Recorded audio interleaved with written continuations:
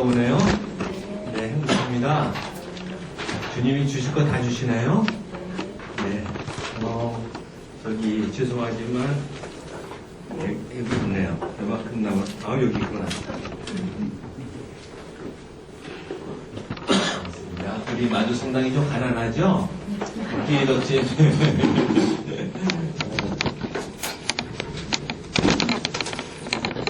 여러분, 반갑고요.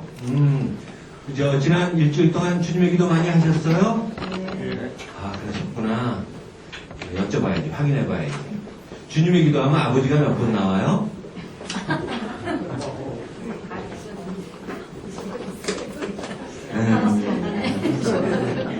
몇 번 나와요? 네, 4번 나옵니다. 거짓말 하셨어요. 많이 하셨다더니 거짓말이에요. 네, 주님의 기도 한 번 하면 아버지가 4번 나옵니다.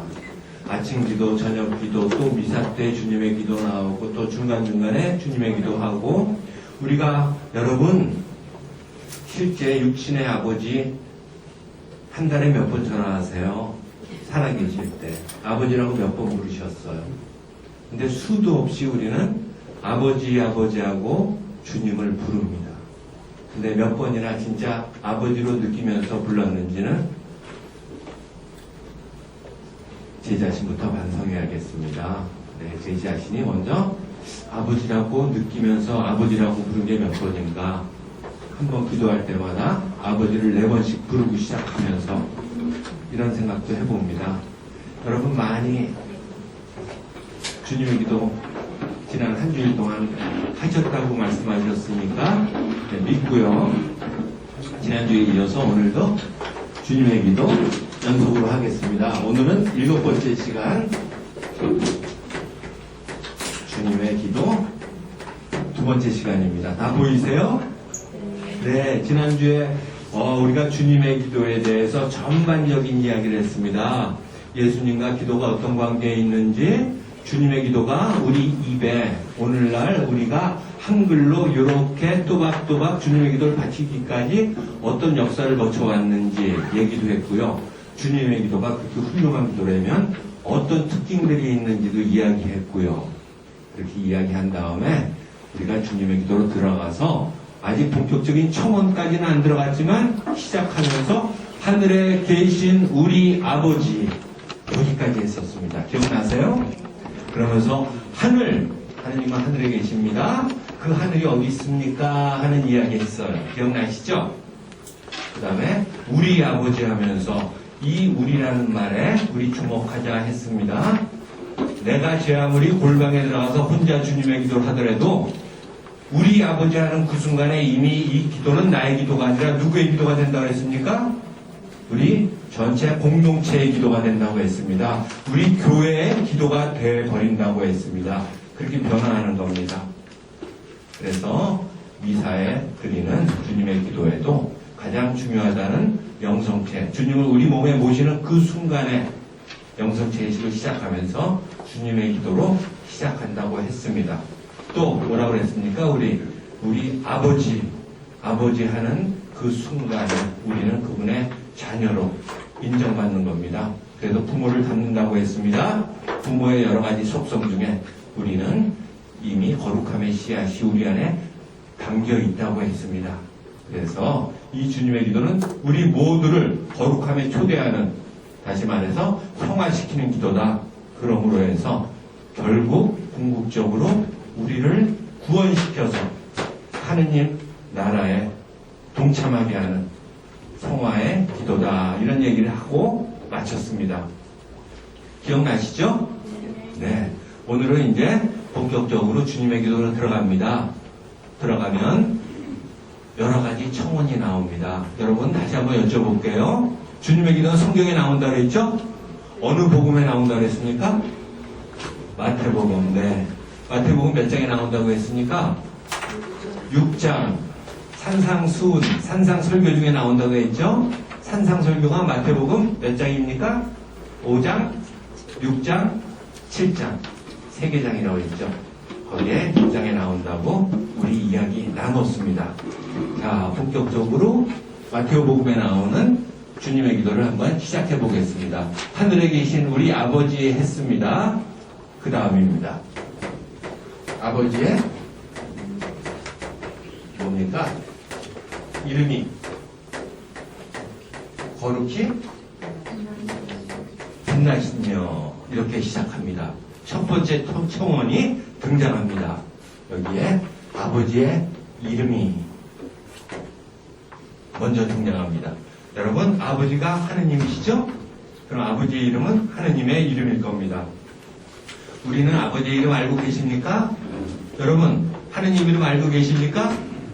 알고 계시면 대답해 주세요. 하느님 이름은 뭡니까? 야훼 나왔습니다. 또 하느님 이름 아시는 분 계세요? 네. 아버지? 아버지도 이름인가요? 아버지 나왔습니다. 제가 왜 안 쓰는지 아시겠죠? 대답이 이상해서 안 씁니다. 그래도 야훼는 이름 같네요. 야훼가 어디서 나왔습니까, 여러분?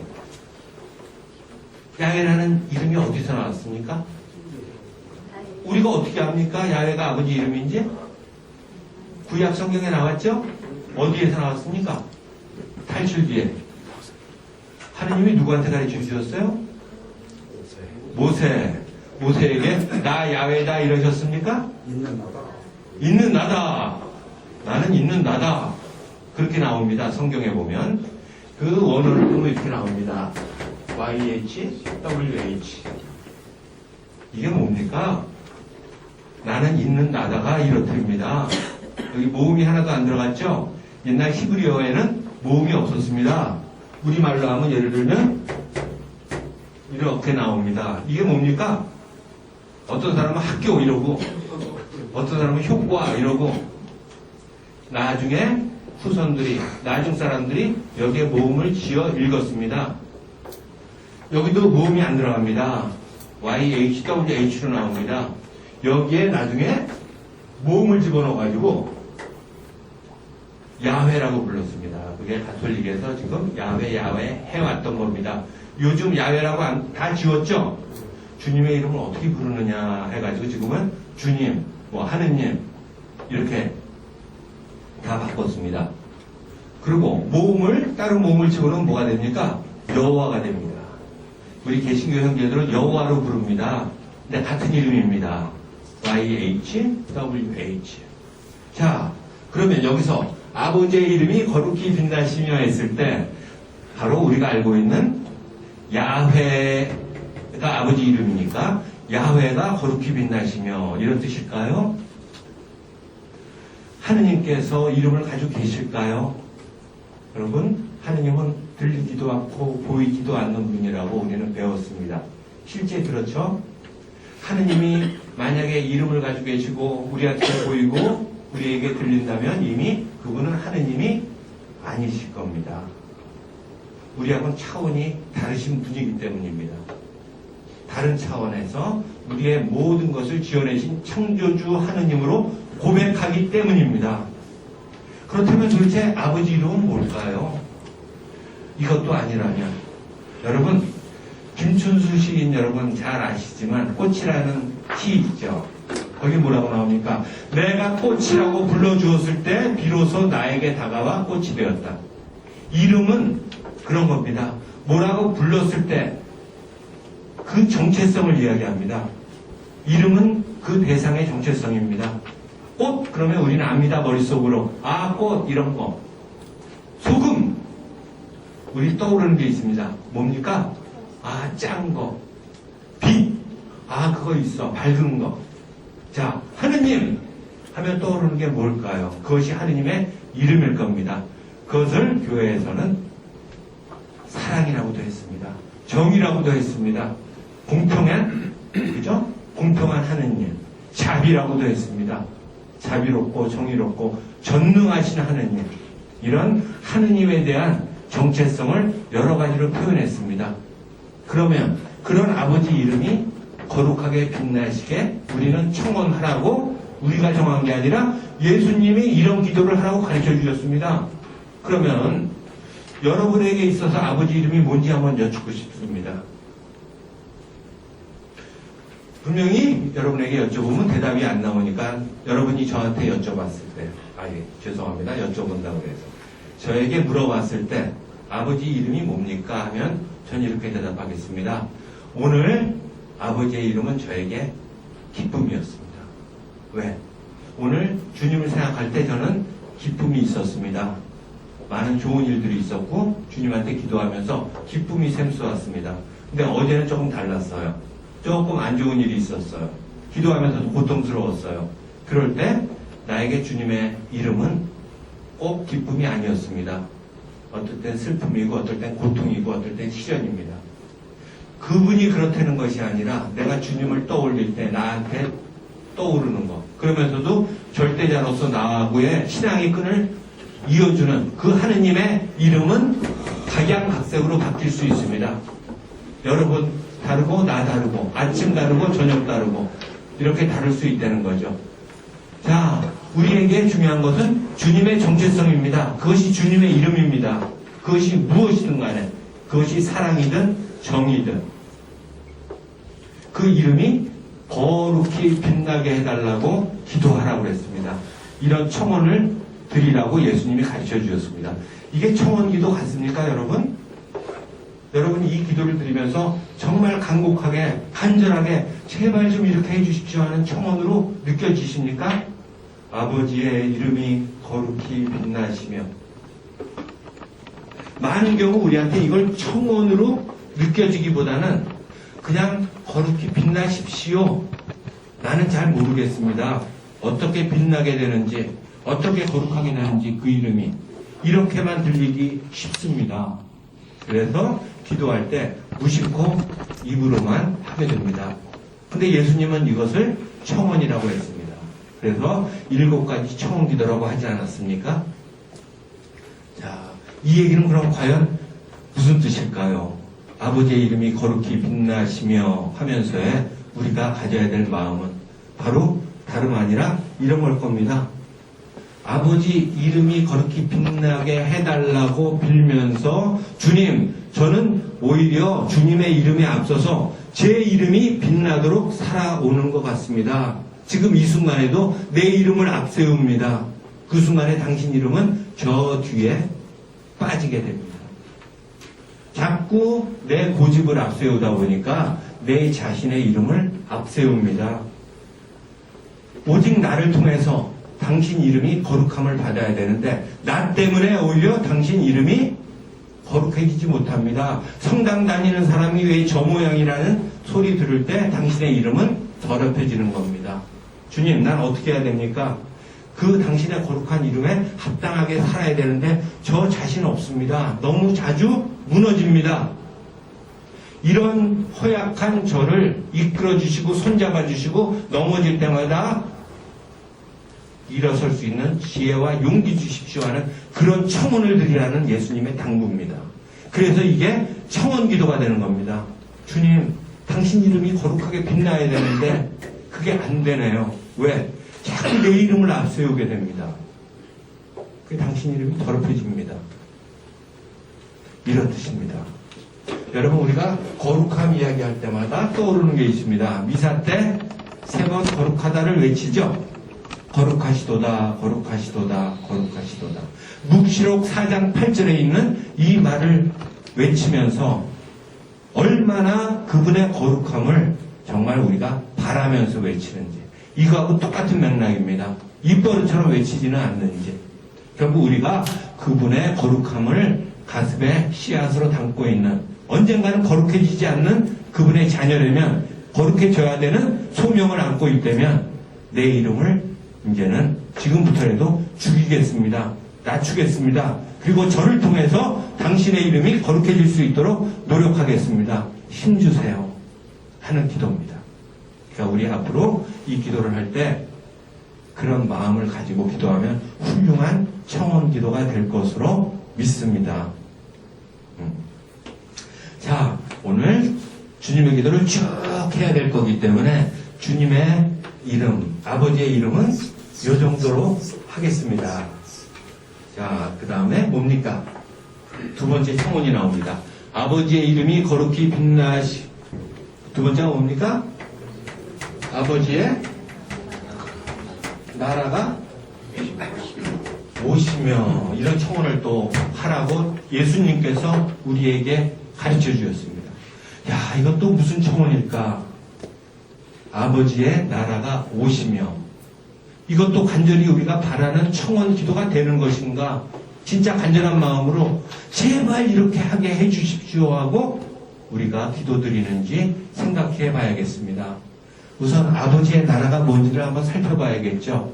여러분, 아버지 나라가 뭡니까? 아버지는 하느님입니다. 그러면 아버지 나라는 하느님 나라일 겁니다. 하늘나라라고도 마테오 복음사가는 부릅니다. 하늘나라, 하느님 나라, 아버지 나라. 다른 말로 하면 천국이라고도 부를 수 있을 겁니다. 그런 아버지의 나라가 오게 해달라고 청원하라는 이야기입니다. 여러분, 아버지 나라가 어떤 곳이라는 거 우리 막연하게 알고 있습니다. 아마 평화가 있을 겁니다. 모든 사람이 다 행복하게 사는 그런 모습일 겁니다. 그런데 문제는 뒤에 아버지 나라가 오시게 해달라고 청하라는 겁니다. 그렇다면 아버지 나라가 왔는지 안 왔는지 앞으로 올 건지 이 기도를 보면 여러분 마음속에 어떤 느낌이 듭니까? 왔습니까? 안 왔습니까? 아버지 나라가 온 것 같아요? 아직 안 온 것 같아요? 오고 있습니까? 아버지 나라가 오시며 저한테는 아직 안 온 거로 보입니다. 이미 왔다면은 그런 청원이 필요할까 하는 생각도 듭니다. 근데 예수님께서 거기에 대한 답을 분명히 주셨을 텐데 성경을 보면 아주 혼란스럽게 주셨습니다. 아버지 나라가 이미 너희에게 가까이 왔다고도 말씀하십니다. 또 이런 말씀도 하신 적이 있어요.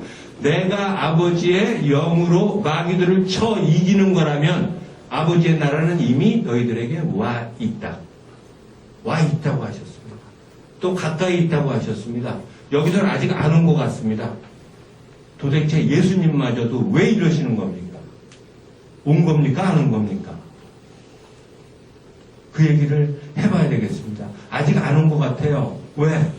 이런 말씀도 나와요. 우리 다시 한번 여쭙게요. 마태복음 몇 장에 주님의 기도가 나온다고요? 예, 이제 죽어도 안 잊어버리실 거예요. 그죠? 6장의 주님의 기도를 예수님께서 가르쳐 주시고 나서 조금 더 지나면 33절에 이런 말씀이 나옵니다. 먼저 하느님 나라와 그 의를 구하라. 그러면 나머지 것은 거저받게 될 것이다. 아버지 나라를 왜 구해야 되는지, 아버지 나라가 오시도록 왜 청하해야 되는지 해답을 주십니다. 먼저 청하라는 겁니다. 그러면 이걸 먼저 구하면 나머지는 다 덤으로 거저받는 됩니다. 그만큼 중요한가 봐요. 아버지 나라 구하는 게. 아버지 나라와 그 의로움을 구하는 게 그만큼 중요한 모양입니다. 그러면 이 아버지 나라가 왔는지 안 왔는지 이야기를 하고 있습니다. 그리고 예수님마저도 온 것 같기도 하고 안 온 것 같기도 하다고 말씀드렸습니다. 그것을 교회에서는 2000년 동안 그렇죠? 계속 고민했습니다. 온 거야? 안 온 거야? 오고 있는 거야? 그것이 정리된 게 바로 이런 겁니다. 많이 들어보셨을 거예요. 이미 그러나 아직이라는 말. 뭐라고요? 이미 그러나 아직. 영어로는 그렇게 얘기합니다. Already, but yet. 이미 왔다. 하지만 아직. 아직 어땠다는 겁니까? 아직 뭐뭐하지 못했다. 이미 왔다. 아직 뭐뭐하지 못했다. 이 얘기입니다. 예수님께서, 다시 말하면 성자 하느님께서 인간의 몸으로 이 땅에 오셨을 때 하느님 나라는 이 땅에 왔습니다. 하느님 나라 어떤 곳입니까? 하느님 계신 곳이 하느님 나라입니다. 하느님이 오셨습니다. 이 땅에. 하느님 나라 왔습니다. 근데 아직 뭐뭐하지 못했다고요? 여기 들어갈 말 뭐겠습니까? 뭐뭐 되지 못했어요? 완성되지 못했다. 이게 교회의 가르침입니다. 하느님 나라가 어떻게 됐다고요? 이미 왔다. 하지만 아직 어떻게 됐다고요? 완성되지 못했다. 왜 완성하지 못하셨을까요? 하느님이 이 땅에 오셨는데 능력이 부족하셨나요? 그분의 뜻은 무엇일까요? 당신이 오셨는데 하느님 나라를 이 땅에 완성시켜 놓고 가시지 안 가셨습니다. 다 안 해놓으셨습니다. 그냥 가셨습니다. 그리고 약속하셨어요. 뭐라고? 나 다시 오겠다. 그래서 우리 뭐라고 부릅니까? 당신이 다시 오실 날을 재림. 좀 무시무시한 말로 종말. 그죠? 그래서 우린 그날을 기다립니다. 자, 근데 진짜 왜 이렇게 완성을 안 하셨는지 그것을 우리는 예수님의 행적에서 찾습니다. 왜 그러셨을까? 여러분, 묵주기도 빛의 신비 있죠? 1단이 뭡니까?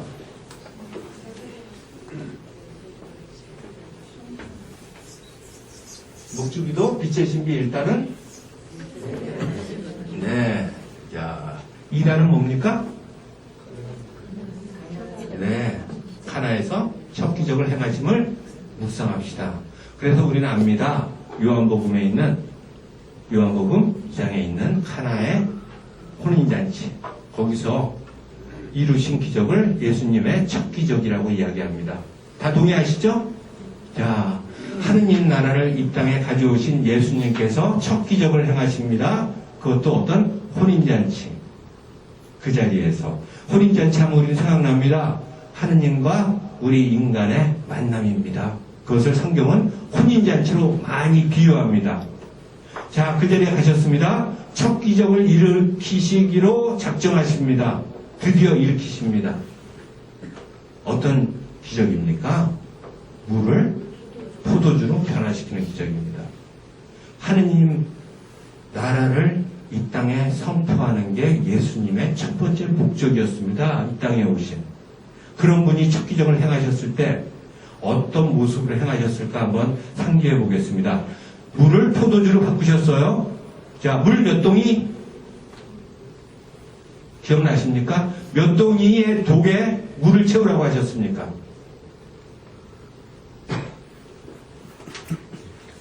저 테스트 하십니까? 아무도 대답을 안 해주세요. 여기 보면 성경 박사님들도 많은데 몇 동이? 6동입니다. 6동이의 독에 물을 채웁니다. 여러분, 성경 보면 숫자들 많이 나오죠? 상징적이라고 하죠? 우리는 12 그러면 뭐 12사도니 12지파니 여러 가지 열두에 얽힌 이야기를 알고 있어요. 40도 마찬가지죠? 어제 말고 지난주 복음에 40일간 유업을 받으시고 모세도 40년간 40에 대한 숫자도 많습니다. 7. 이런 게 이제 완전 숫자입니다. 그죠? 7. 우리 성사 7성사가 있고요. 그죠? 7은 완벽한 숫자입니다. 근데 왜 6동일까요? 한 동이는 어디 갔을까요? 이게 바로 혼인잔치의 기적입니다. 만약에 7동이를 채우셨으면 이 땅에 하느님 나라가 완성됐을 겁니다. 예수님은 잠시 보류하셨습니다. 6동이만 채워라. 그러면 한 동이는 아직 안 채워진 겁니다. 그것까지 채워져야 하느님 나라가 완성이 됩니다. 그건 누구 보고 채우라는 얘기입니까? 누구 보고 채우라는 얘기입니까? 너희들. 바로 여기 있는 우리들. 한 동이는 너희가 채워라. 너희 채울 수 있다. 왜? 하느님의 자녀니까. 너희 하나하나에 다 하느님의 거룩함이 들어있고 하느님의 완전함이 들어있고 하느님을 닮을 수 있는 그 능력이 들어있다. 그 하나를 너희가 채우려는 겁니다. 그리고 가신 겁니다. 너희 다 채우면 오겠다는 얘기입니다. 재림하시겠다는 거. 재림하실 때 비로소 하느님 나라가 완성될 겁니다. 그건 이렇게도 해석할 수 있습니다. 하느님, 예수님께서 다시 오시는 날 완성된다고도 볼 수 있지만 너희가 완성시키는 날 나는 오겠다. 한번 보자. 답은 다 가르쳐줬다. 어떻게 하면 되는지. 이러고 가셨다고도 볼 수 있습니다. 어쨌든 중요한 건 나머지 한 동이 채우는 건 누구의 몫이라고요? 우리의 몫입니다. 그것이 예수님의 뜻이었습니다. 그러니까 하느님 나라를 완성하는 건 누가 해야 될 일입니까? 바로 우리가 해야 될 일입니다. 그리고 답도 가르쳐 주셨습니다. 너희가 어떻게 되면 하느님 나라가 완성된다? 완성된다는 건 뭡니까? 우리가 하느님 나라를 건물 세우듯이 짓는 겁니까? 아니에요. 우리 하나하나가 하느님 나라에 동참할 때, 들어갈 때 완성되는 겁니다. 그럼 어떻게 하면 하느님 나라 들어갑니까? 어떻게 하면 들어간다고 가르쳐 주셨습니까? 말씀하셨어요. 뭐라고? 이 어린이를 닮지 않으면 하느님 나라에 들어올 수 없다. 어린이 같이 되라고 가르쳐 주셨습니다. 그리고 아까 얘기했지만 이미 온 하느님 나라지만 아직 완성되지 않았다고 우리는 이해하고 교회는 그렇게 가르쳐주고 있습니다. 이건 굉장히 중요합니다. 여러분 다시 한번 묻습니다. 마태복음이 주님의 기도가 마태복음 어디에 나온다고요? 6장 5, 6, 7장이 뭐라고요? 산상설교. 자, 산상설교가 5장에서 시작됩니다. 뭐로 시작됩니까? 말씀드렸죠? 굉장히 유명한 구절. 그리스도교 신자가 아니래도 아는 구절. 뭡니까? 행복하여라 마음이 가난한 사람들. 자, 그걸 쓰겠습니다. 행복하여라 마음이 가난한 사람들. 그 다음에 뭡니까? 하늘나라가 그들의 것이다.